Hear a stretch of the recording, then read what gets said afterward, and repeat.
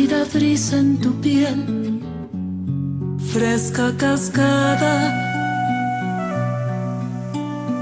Y yo te di los colores de un bosque en abril y mis frutas de un gusto sutil, una estrella de mar y mi aroma de tierra mojada. Y a ti te dio por volverme cenizas, por arrancar de raíz tanta vida, por contaminarme del cielo hasta el suelo, corrompiendo el aire hasta hacerlo veneno.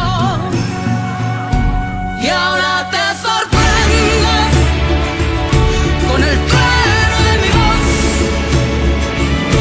el diluvio de mis ojos y mi amor en extinción. Y ahora te sorprendes porque todo se acabó,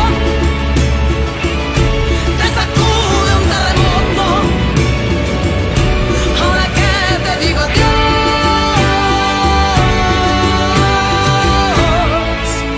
fuiste tú, no fui yo.